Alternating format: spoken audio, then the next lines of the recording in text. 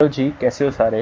यार इस वीडियो में हम पढ़ेंगे रिएक्शंस इन सॉल्यूशंस के बारे में कि सॉल्वेंट क्या होता है, सोल्यूट क्या होता है, मोलारिटी क्या होती है, स्ट्रेंथ क्या होती है, मोलालिटी क्या होती है, पीपीएम, पीपीबी, इन सारी चीज़ों के बारे में पढ़ेंगे यार। तो स्टार्ट करते हैं कि एक सोल्यूशन किस किस चीज़ को कंसिस्ट करता है या किस किस चीज़ से कंप्राइज करता है।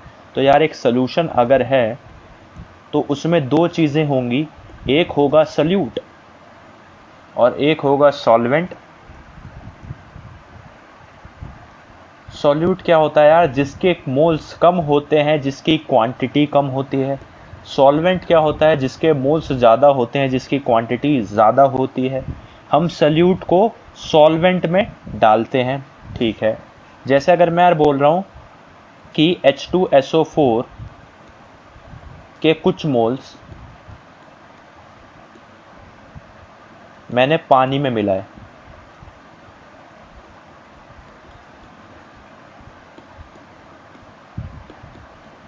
ये पानी था, ठीक है, सफिशिएंट क्वांटिटी में था। मैंने यहाँ पर H2SO4 के कुछ मोल्स डाले, ये H2SO4 था, मैंने कुछ इसके मोल्स डाले। तो यार यहाँ पर जो H2SO4 होगा वो सल्यूट होगा और जो पानी होगा वो सॉल्वेंट होगा, ठीक है यार। तो सल्यूट सॉल्वेंट समझ आ गया होगा कि सल्यूट क्या होता है, सॉल्वेंट क्या होता है, ठीक है। तो यार अब टर्म्स में आते हैं, कुछ टर्म्स जो हम पढ़ेंगे। सबसे पहली टर्म क्या है, मोलारिटी, ठीक है यार। सबसे पहली टर्म क्या है यार, मोलारिटी। मोलारिटी का यार कैसे कैलकुलेट करते हैं हम, मोलारिटी कैलकुलेट करते हैं जितने मोल्स सल्यूट के हैं, एन ऑफ सल्यूट, कि मोल्स जितने सल्यूट के हैं वो न्यूमरेटर में आएगा, नीचे आएगा volume of solution in litres, ठीक है यार। ये होती है मोलारिटी, इसे कैपिटल एम से डिनोट करते हैं, इसकी यूनिट होती है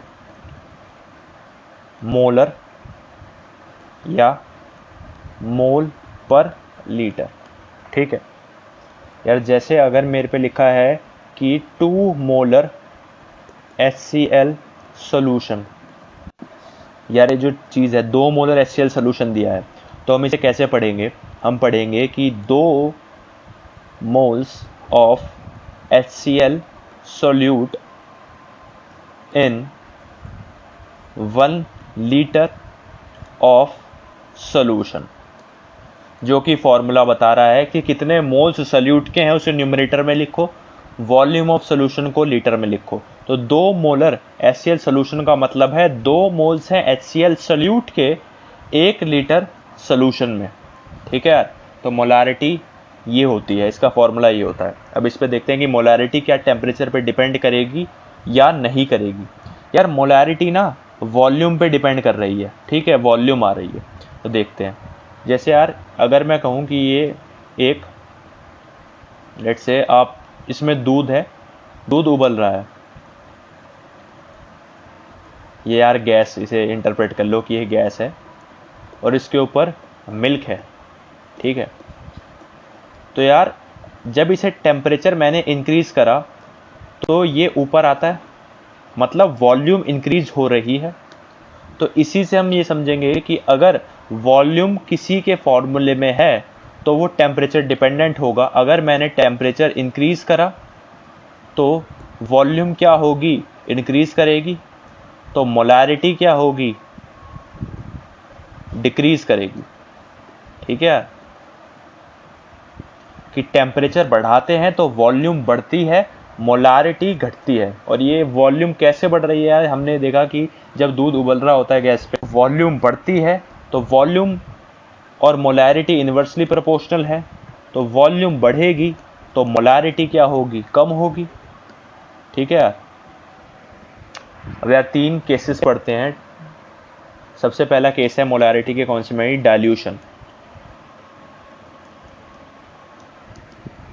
कि मेरे पास एक कोई भी सॉल्यूशन दे रखा है, ये कोई एक सॉल्यूशन है 1, ठीक है, इसकी मोलारिटी m है और इसकी m इनिशियल मानता हूँ और वॉल्यूम है v इनिशियल। ठीक है, इस सॉल्यूशन में मैं पानी ऐड करता हूँ, वाटर इसमें ऐड कर रहा हूँ मैं। ठीक है यार, पानी को ऐड करने का मतलब क्या है कि वो डाइल्यूशन का केस हो गया, कि मैं इस सॉल्यूशन की मोलैरिटी को क्या कर रहा हूँ, डिक्रीज कर रहा हूँ ऑन डाइल्यूशन। डाइल्यूशन मतलब एडिशन ऑफ वाटर। पानी को मैं ऐड कर रहा हूँ तो ये जो सॉल्यूशन है इसकी मोलैरिटी कम होगी, कंसंट्रेशन डिक्रीज करेगी, मतलब ये डाइल्यूट हो रहा है। तो इसकी फाइनल मोलैरिटी अगर हमें कैलकुलेट करनी पड़े तो वो हम कैसे कैलकुलेट करेंगे? इसकी इनिशियल मोलैरिटी थी mi, वॉल्यूम थी vi। मोलैरिटी और वॉल्यूम को मल्टीप्लाई कर दे तो हमें क्या मिलेगा? n इनिशियल होगा ये। ठीक है, और अगर मैं कहूँ कि फाइनल मोलैरिटी और फाइनल वॉल्यूम को मल्टीप्लाई करूँ तो ये आएगा फाइनल नंबर ऑफ मोल्स। हमें पता है किसी भी एक रिएक्शन में मोल्स तो कंजर्व रहने वाले हैं, ni बराबर होगा nf के। ठीक है, तो mi vi इक्वल होगा m फाइनल v फाइनल के। ठीक है, ये वॉल्यूम में क्या होगा यार, वॉल्यूम किस चीज़ से कंप्राइज करेगी? ये जो v फाइनल होगी इसमें एक तो पहले से जो वॉल्यूम थी vi इस सॉल्यूशन की, और उसमें जो वॉल्यूम ऐड करी वाटर की, जो यहाँ से ऐड कर रहे हैं वाटर, इसकी जो वॉल्यूम vw है, तो मोलैरिटी कुछ डिक्रीज हो गई होगी, उस मोलैरिटी को mf से डिनोट करेंगे। फाइनल मोलैरिटी ये है। ठीक है, तो यार ये वाला तो यार डाइल्यूशन का समझ आया होगा। अब नेक्स्ट केस पे चलते हैं, जो क्या है, मिक्सिंग का।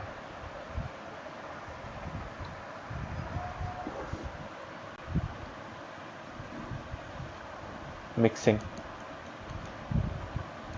यार मिक्सिंग में क्या होता है कि अगर मेरे पे एक सॉल्यूशन है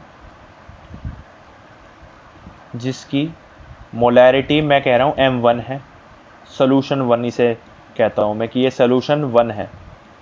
ठीक है, मोलैरिटी m1 है, वॉल्यूम v1 है। ठीक है, एक दूसरा सॉल्यूशन है जो सॉल्यूशन 2 है, इसकी मोलैरिटी m2 है, वॉल्यूम v2 है। ठीक है, मैं इन दोनों को मिक्स कर रहा हूँ। ठीक है यार, तो मैंने क्या करा, ये सॉल्यूशन 1 है, इसमें मैं सॉल्यूशन 2 का जो भी सॉल्यूशन था उसे डाल रहा हूँ। ठीक है, ये सॉल्यूशन फर्स्ट था, सॉल्यूशन 2 इसमें मैं ऐड कर रहा हूँ। ठीक है, सॉल्यूशन 2 की क्या थी मोलैरिटी m2 और वॉल्यूम थी v2। सॉल्यूशन 1 की मोलैरिटी क्या थी m1, वॉल्यूम क्या थी v1, दोनों का ऐड करा। ठीक है यार, मैं मोल कंजर्वेशन से क्या ये कह सकता हूँ कि सॉल्यूशन 1 के मोल्स प्लस सॉल्यूशन 2 के मोल्स बराबर होंगे फाइनल मोल्स के, क्योंकि मोल्स कंजर्व्ड रहते हैं। ठीक है, तो मैं कहूँगा कि इनिशियल नंबर ऑफ मोल्स बराबर होंगे किसके, फाइनल नंबर ऑफ मोल्स के।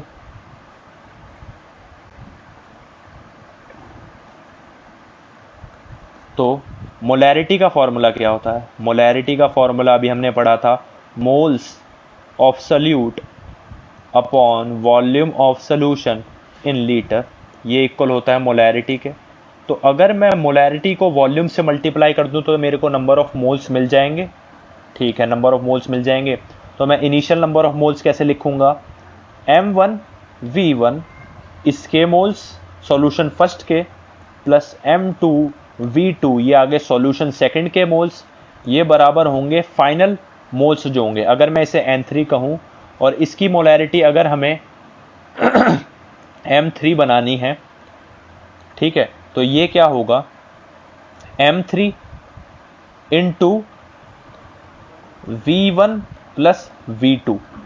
यार ये बात समझ आई कि हमने v1 इसका लिया और इसमें v2 सॉल्यूशन 2 का मिलाया, तो फाइनल वॉल्यूम तो क्या होगी v1 प्लस v2, पर मोलैरिटी कुछ अलग हो जाएगी, वो हम कैलकुलेट कर लेंगे। पर इसमें यार एक दूसरा केस क्या है कि अगर मैं इसे डाइल्यूट भी कर रहा हूँ, इन दोनों सॉल्यूशन को ऐड कर रहा हूँ और कुछ पानी भी मिला रहा हूँ, मतलब यहाँ से मैंने पानी लिया और पानी भी मैं ऐड कर दूं, वाटर, तो क्या फार्मूला हो जाएगा, वो सिंपली हो जाएगा m1v1 plus m2v2 initial number of moles बराबर फाइनल नंबर ऑफ मोल्स, जो मोलैरिटी आएगी m डैश इनटू वॉल्यूम पर फाइनल क्या हो जाएगी v1 plus v2 plus vw। vw कौन सी वॉल्यूम यार, जो मैंने वाटर ऐड करा था यहाँ से, vw वॉल्यूम, उसे ऐड करेंगे। तो यार ये मिक्सिंग का केस समझ आ गया होगा, ठीक है। पहला केस था डाइल्यूशन का, सेकंड केस था यार मिक्सिंग का, अब थर्ड केस पढ़ते हैं यार कंसंट्रेशन का।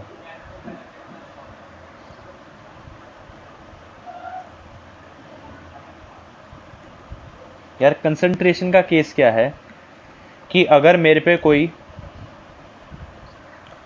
सॉल्यूशन है, ठीक है, जिसकी मोलैरिटी है m और वॉल्यूम है v और मैं इसमें कुछ सल्यूट मिला रहा हूं,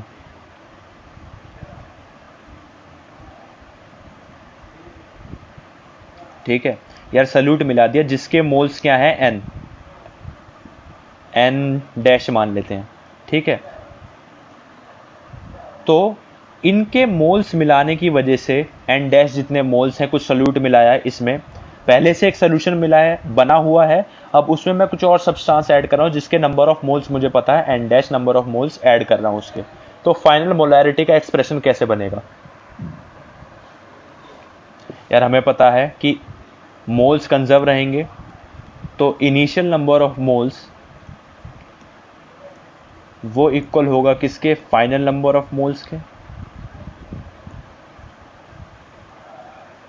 ठीक है।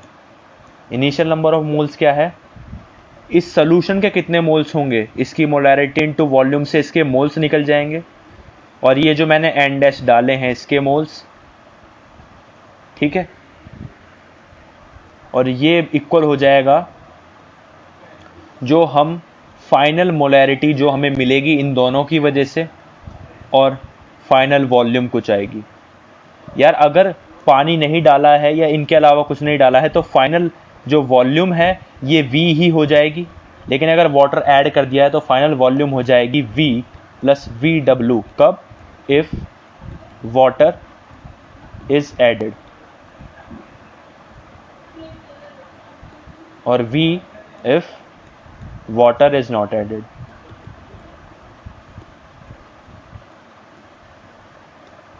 ठीक है, तो यार तीन केस हैं, डाइल्यूशन का, मिक्सिंग का, कंसंट्रेशन का, मोलारिटी के टॉपिक में। अब नेक्स्ट चीज पर चलते हैं। नेक्स्ट चीज क्या है, मोलालिटी।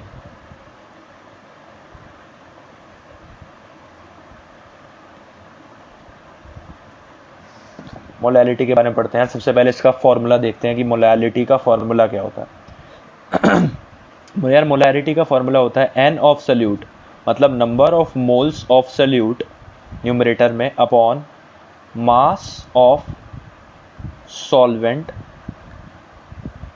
इन केजी, ये केजी में। अगर ग्राम्स में दे रखा है तो 1000 से ऊपर मल्टीप्लाई कर देंगे। ठीक है यार, अभी इस एक्सप्रेशन में कुछ चीज देखते हैं। मोलैरिटी में यार वॉल्यूम इन्वॉल्व हो रही थी, तो ये टेम्परेचर डिपेंडेंट था। मैंने समझाया क्यों था टेम्परेचर डिपेंडेंट, पर क्या मोलैरिटी के एक्सप्रेशन में वॉल्यूम इन्वॉल्व है? नहीं, वॉल्यूम नहीं इन्वॉल्व है, तो ये होगा टेम्परेचर इंडिपेंडेंट। टेम्परेचर इंडिपेंडेंट, तो मोलैरिटी टेम्परेचर पे डिपेंड नहीं करती है। ठीक है, तो यार मोलैरिटी पढ़ लिया, मोलैरिटी क्या होता है। ठीक है, नेक्स्ट चीज पर चलते हैं, मोल फ्रैक्शन।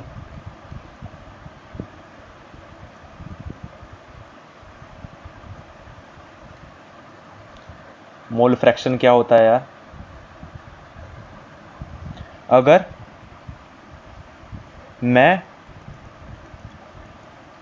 एक सॉल्वेंट में सोल्यूट डाल रहा हूं, ठीक है, तो कुछ मोल्स सॉल्वेंट के होंगे, कुछ मोल सोल्यूट के होंगे। तो मोल फ्रैक्शन अगर मैं कहूं, हम इसे डिनोट करते हैं इससे ऑफ सोल्यूट।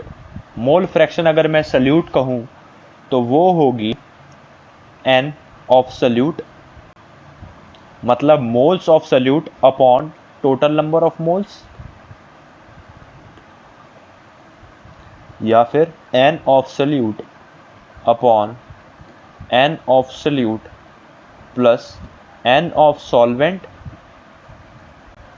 ठीक है, तो मोल फ्रैक्शन ऑफ सल्यूट क्या आ गया, n of solute upon total moles, मतलब सल्यूट के मोल्स के नीचे टोटल मोल्स से डिवाइड कर दो तो मोल फ्रैक्शन ऑफ सल्यूट आ जाएगा। ऐसे ही मोल फ्रैक्शन ऑफ सॉल्वेंट अगर निकालने को आ जाए तो वो होगा क्या, सल्यूट की जगह सॉल्वेंट के मोल्स न्यूमरेटर में आ जाएंगे, तो n of solvent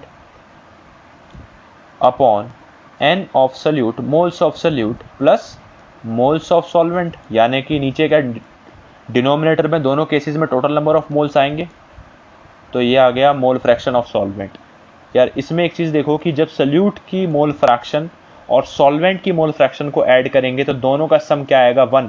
denominator same है, न्यूमरेटर ऐड हो जाएंगे, तो x ऑफ सल्यूट मतलब mole fraction of solute plus mole fraction of solvent 1 आएगा। Mole fraction of solute plus mole fraction of solvent equals to 1। ठीक है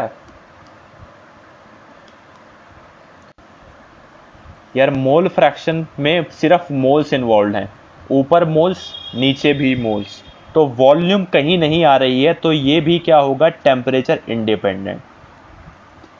ठीक है, मोलैरिटी जो हमने पढ़ी वो टेम्परेचर डिपेंडेंट होती है क्योंकि उसमें वॉल्यूम इन्वॉल्व होता है। मोलैलिटी हमने पढ़ी उसमें वॉल्यूम इन्वॉल्व नहीं है, मास और मोल्स इन्वॉल्व है, तो ये टेम्परेचर इंडिपेंडेंट होता है। और मोल फ्रैक्शन, दोनों मोल फ्रैक्शन में मोल्स इन्वॉल्व है तो ये भी टेम्परेचर इंडिपेंडेंट होता है। ठीक है, अब नेक्स्ट टर्म में चलते हैं। नेक्स्ट टर्म क्या है, परसेंटेज वेट बाय वेट। ठीक है, और परसेंट बाय वेट। ठीक है, तो यार इसे कैसे कैलकुलेट करते हैं, परसेंटेज वेट बाय वेट को, परसेंटेज वेट बाय वेट को कैलकुलेट करते हैं, वेट ऑफ सल्यूट को न्यूमरेटर में लिखा, नीचे लिखा वेट ऑफ सॉल्यूशन, और परसेंट है तो 100 लगा दिया, ऊपर वेट ऑफ सल्यूट लिखा, नीचे वेट ऑफ सॉल्यूशन लिखा और 100 से मल्टीप्लाई कर दिया, ये निकल गया क्या, percentage weight by weight. Second क्या है इसमें, परसेंट वेट बाय वॉल्यूम, तो इसे कैसे निकालेंगे, वेट ऑफ सल्यूट ऊपर लिखा, डिनोमिनेटर में वॉल्यूम ऑफ सॉल्यूशन लिखा और 100 से मल्टीप्लाई कर दिया। ठीक है, नेक्स्ट चीज पढ़ते हैं।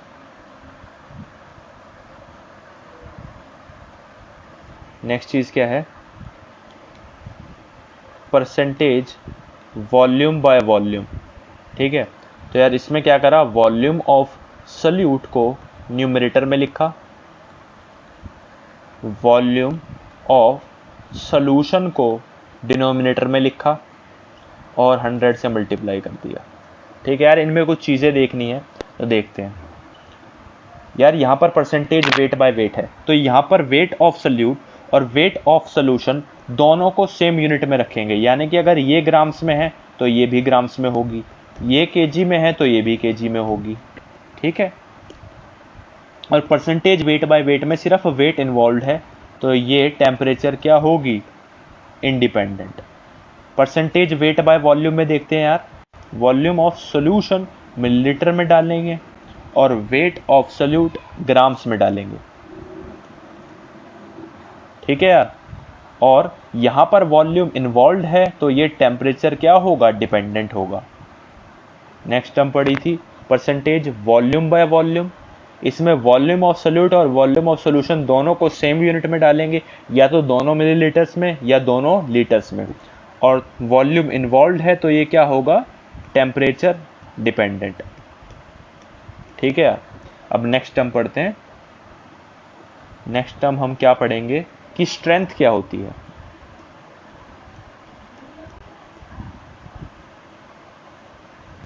स्ट्रेंथ, यार एक स्ट्रेंथ सॉल्यूशन की हम कैसे निकालते हैं, देखते हैं।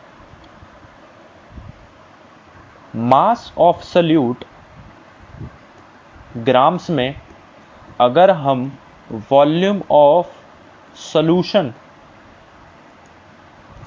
लीटर्स, मास ऑफ सल्यूट को न्यूमरेटर में रखा और वॉल्यूम ऑफ सॉल्यूशन को डिनोमिनेटर में रखा, तो स्ट्रेंथ निकल जाएगी किसी भी एक सॉल्यूशन की। ठीक है यार, इसमें वॉल्यूम इन्वॉल्व है तो स्ट्रेंथ क्या होता है, टेम्परेचर डिपेंडेंट। ठीक है यार, नेक्स्ट हम पढ़ते हैं ppm। तो यार ppm क्या होता है, पार्ट्स पर मिलियन।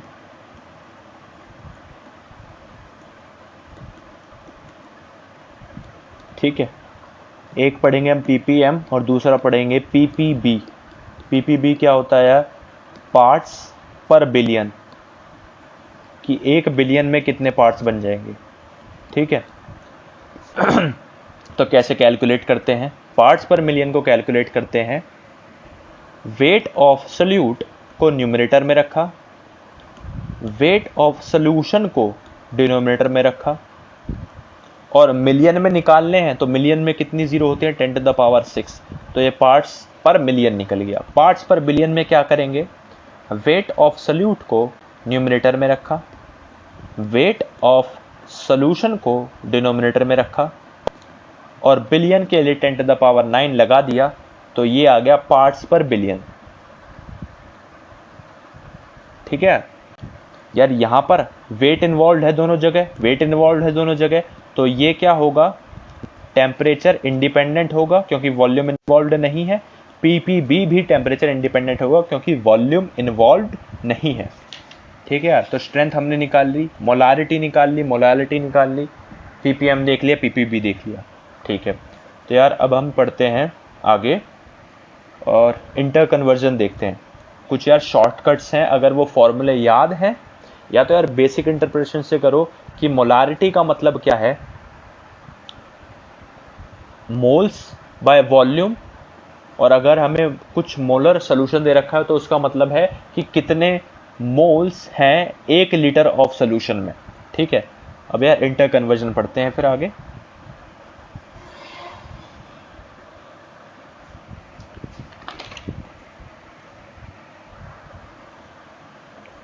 यार हमने स्ट्रेंथ क्या पढ़ी थी, स्ट्रेंथ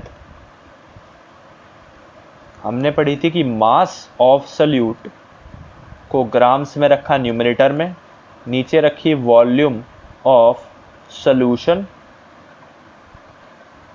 लीटर में, और यहां से स्ट्रेंथ निकल जाएगी। ठीक है, और हमने मोलारिटी क्या पढ़ी थी, मोलारिटी हमने पढ़ी मोल्स ऑफ सल्यूट रखे न्यूमरेटर में, डिनोमिनेटर में रखी वॉल्यूम ऑफ सॉल्यूशन लीटर्स में। तो यार इन दोनों में कुछ कॉमन चीज़ है जो है वॉल्यूम ऑफ सॉल्यूशन। अब देखते हैं आपस में क्या रिलेशन आएगा। अगर मैं स्ट्रेंथ लिखता हूं, मोलर मास ऑफ सल्यूट, नीचे वॉल्यूम ऑफ सॉल्यूशन। ठीक है यार, मैं मोलर मास से डिवाइड करता हूं सल्यूट से और मल्टीप्लाई करता हूं मोलर मास ऑफ सल्यूट से। ठीक है, तो यार यहां से हमने क्या देखा कि mass of solute upon its molar mass will give us number of moles of solute, नीचे आई volume of solution multiply by molar mass of solute, और ये क्या है, स्ट्रेंथ ऑफ अ सॉल्यूशन। और moles of solute upon volume of solution क्या होती है, मोलारिटी। तो यार यहां से क्या फॉर्मूला आया निकल कर कि जो स्ट्रेंथ है किसी सॉल्यूशन की वो इक्वल होगी मोलारिटी को मोलर मास ऑफ सल्यूट से जब मल्टीप्लाई कर देंगे तो हमें स्ट्रेंथ ऑफ द सॉल्यूशन मिल जाएगी।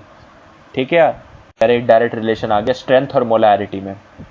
अब कुछ यार रिलेशंस हैं, मतलब शॉर्टकट्स हैं, अगर याद कर पाओ यार तो मतलब जल्दी कैलकुलेशंस हो जाएंगी।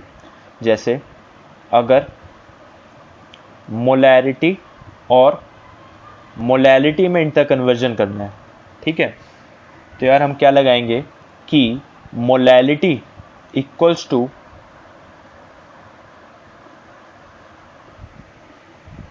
1000 into molarity upon 1000 into density of solution minus molarity into molar mass of salute.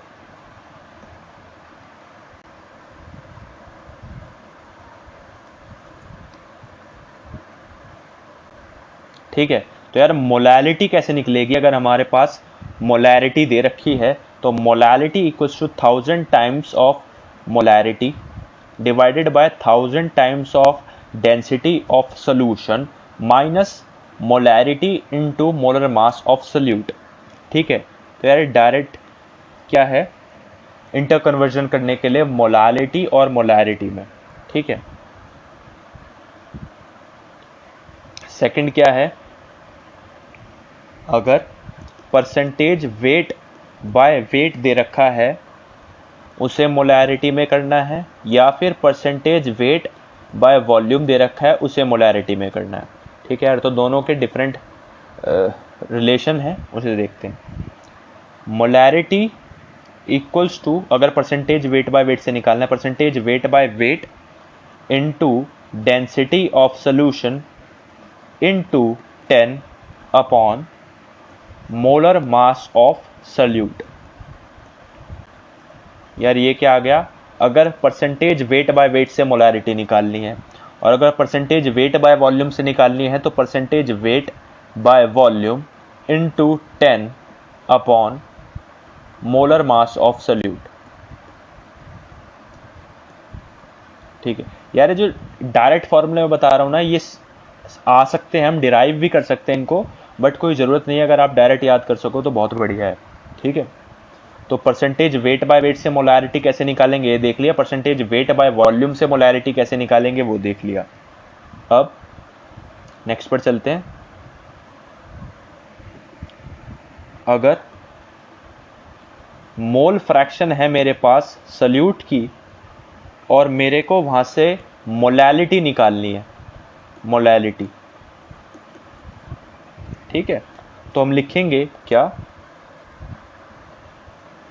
Molality equals to mole fraction of solute upon 1 minus mole fraction of solute ऊपर multiply by 1000 upon molar mass of solvent.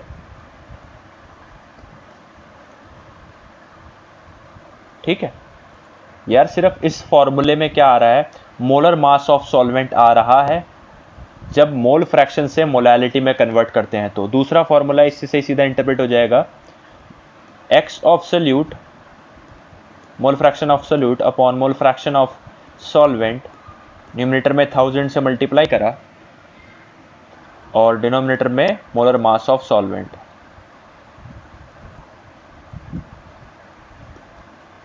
ठीक है, तो यार मोल fraction of solute plus mole fraction of solvent हमने पढ़ा था 1 होती है, तो 1 minus mole fraction of salute mole fraction of solvent के इक्वल होगा, और नीचे मोल फ्रैक्शन ऑफ सॉल्वेंट है तो हमने मोलर मास ऑफ सॉल्वेंट से मल्टीप्लाई करा होगा। यार ऐसे याद कर सकते हो आप। ठीक है यार, याद करने पड़ेंगे अगर जल्दी सॉल्व करना है, आपको जल्दी निकालना है। मोल फ्रैक्शन ऑफ सल्यूट दे रखी है और वहां से मोलैलिटी निकालनी है या मोलैलिटी से मोलैरिटी निकालनी है फटाफट से कॉम्पिटिटिव लेवल पर, तो यार ये शॉर्टकट याद करोगे तो सही है।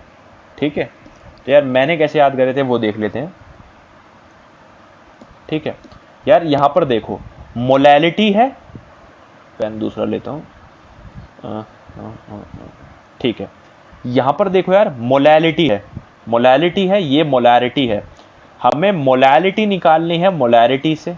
मोलैलिटी क्या होती है, ये टेम्परेचर इंडिपेंडेंट होती है, और मोलैरिटी क्या होती है, ये टेम्परेचर डिपेंडेंट होती है।